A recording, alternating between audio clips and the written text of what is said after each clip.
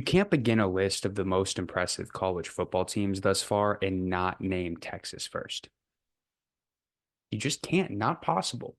At the big house, at the defending national champions who have felt like they've been slandered for 3 months leading up to this year, to this season, as not being regarded as a top 10 team, not being in the championship discussion. Shit, not even being in discussion for their own conference.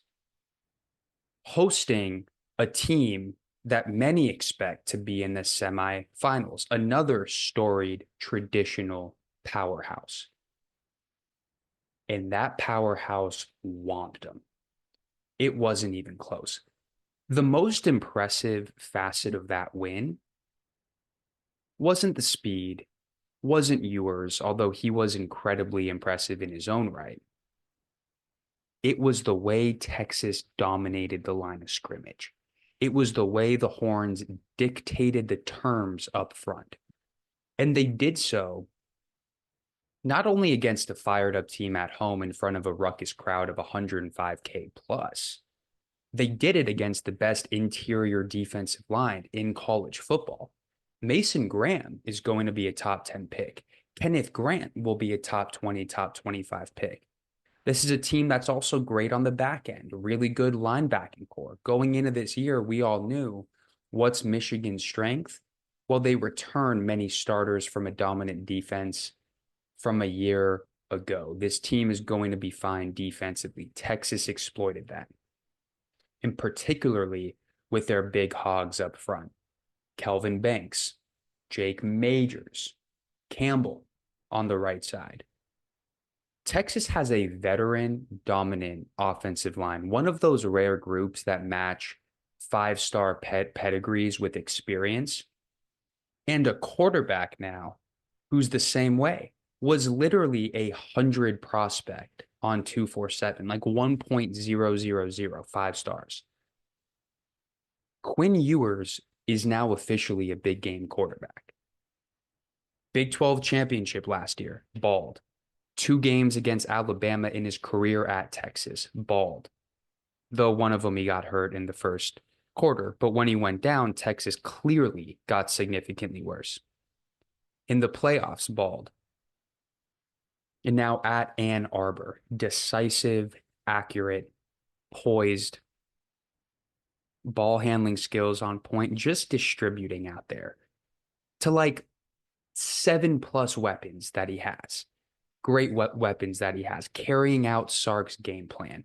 Quinn looks dangerous, and particularly because when the stage is brightest, Quinn seems to be his calmest.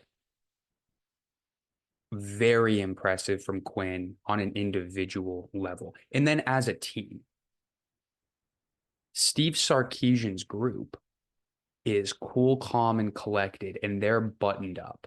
They're so businesslike. We've seen enough big games out of Sark now, enough big game wins for Texas since Ewers has come on board, since their recruiting really began to take off and Sark could implement this culture, to now understand Texas is truly going to be a perpetual, not only playoff present team, but a perpetual championship contender. Texas is the real deal. They kind of remind me of Alabama's Saban teams, where it's all business. They dictate terms on the biggest stage, dominant big guys up front, great weapon core, Heisman contending quarterback, and an air of ownership of the moment, an air of we are an unbeatable team. That's how Texas feels. That's how it feels like they think. Fast, aggressive, dominant. Texas, most impressive team thus far. If you don't have them now in your Ohio State and Georgia tier of teams, you're crazy. This is officially a 3-team race for the national championship. All the offseason talk was about UGA and Ohio State. Enter the horns into that class. Texas at 1. The next two teams, I'll just come out right and say it, the Hurricanes and the Trojans, Miami and USC, have also in their own right been vastly impressive. Now, where do we rank them? Great cases for both. I have Miami at 2. And the reason being is I just felt like the expectations for them coming into this year were a little bit more pressing. There was a little bit more on the Hurricanes, a little bit more pressure on those boys to succeed than there was USC. Cristobal going into year 3, he got his guys in recruiting and in the portal, 4 and 5-star players. He's had time now to establish that culture. We all knew coming into this year 3 is when he popped for the Ducks. Year 3 is when that culture started to pay off. His guys started to pay off. And that's when the Ducks beat Ohio State on the road. Enter Cam Ward. You guys finally have that guy at quarterback. Can you prove yourselves as the storied traditional program that you are? The answer so far is a resounding yes. Let's start off with Cam Ward. How impressive is this dude? Me and Sammy talked about it on the preview podcast a couple weeks back. He was my Heisman pick. I think the odds at that time were plus 1,500. Boy, are we laughing at Vegas now. This is a dude that balled at Incarnate Word, balled at Washington State, and his style of play is explosive. He has mega talent. He kind of calls the shots. He's a quarterback that it is Cam Ward centric. Many quarterbacks manage games. Quinn Ward explodes on games. Games are his blank canvas to perform.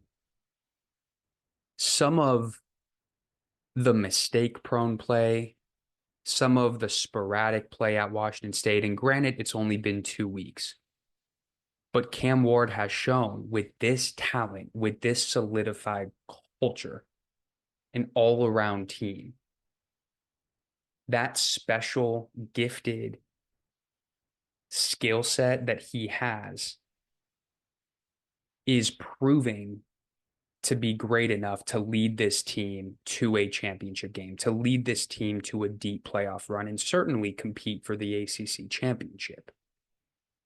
The experience up front as well. Miami boasts, like Texas does, 2 highly ranked tackles who returned for a second year as starters.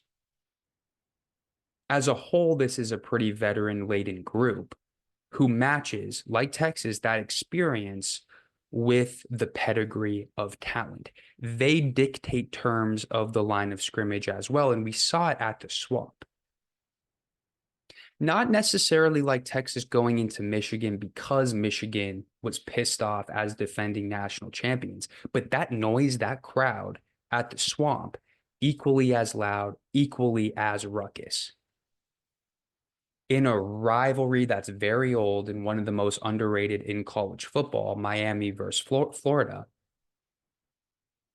Miami goes into hostile territory and not only wins that game, but again, like Texas, a lot of parallels here, dominates on all 3 levels that game.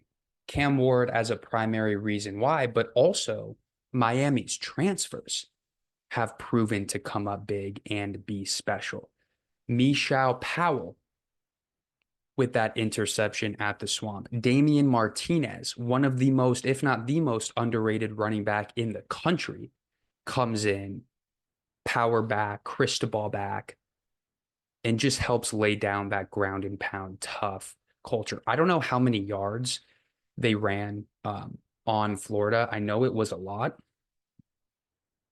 And also, you just blend that offensive line. You blend Xavier Restrepo, these weapons, Arroyo, with Cam Ward. This is a Miami team that expectations have now changed because of how impressive they've been. It's no longer 10 wins, 11 wins in a first-round playoff exit. Like that would have been sufficient coming into this year. With the schedule that Miami has coming up, toughest game is like against Louisville or some shit. The expectation for me is for them to be favored in every game. I expect them to be in and potentially win the ACC championship and be a very high playoff seed. 3 or 4 and win a playoff game. Expectations have changed. Miami can live up to now these changed expectations. Very impressive thus far. Let's move on to the Trojans at 3, who, yes, no one really expected big things from this year, right? Vegas put them over under win odds at 7.5, showing if they win 8 or 9 games, have a couple big wins, that's a successful season in this new look Big Ten where we don't really believe USC can compete. No one was even talking about USC to be vouching for at the end of the year a Big Ten championship. Boy, are most people wrong. And yes, I say most because on the preview podcast, I tried to explain to Sammy why this team is 9 or 10 wins, why this team is actually most likely 10 wins and can beat the likes of Penn State and Michigan, who they have coming up.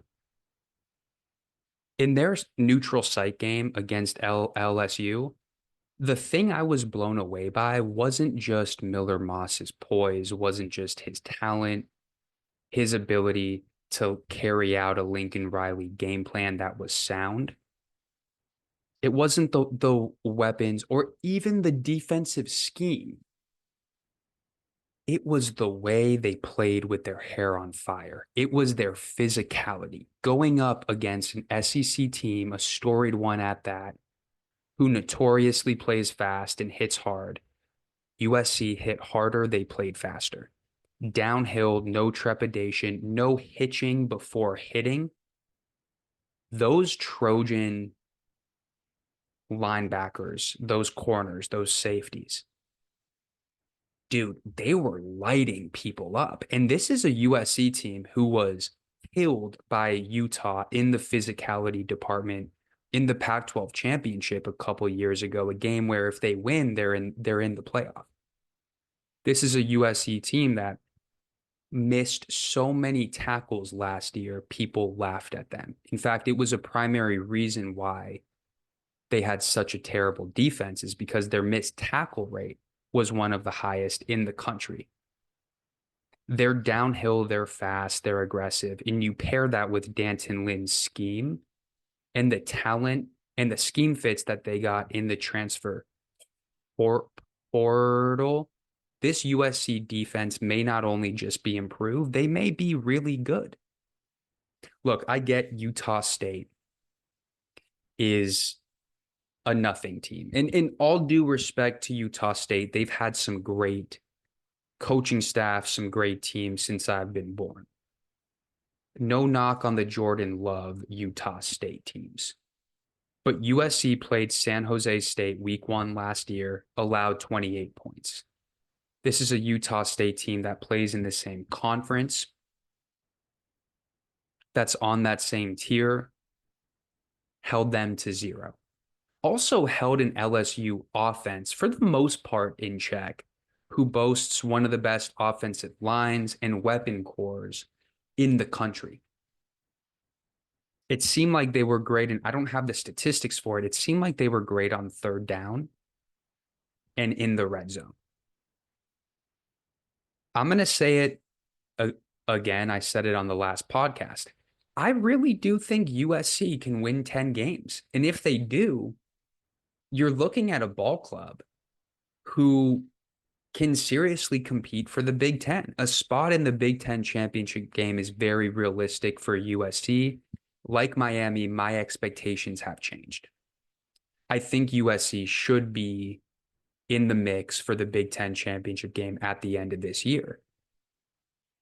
You look at their weapon core as well. It's not just the defense. Obviously, it's not just the defense, poor choice of words. This is the best weapon core that Lincoln has had since being the coach at USC. And it was proven against LSU. Zach Branch, Kyron Hudson, Makai Lemon, Deuce Robinson, Jacoby Lane.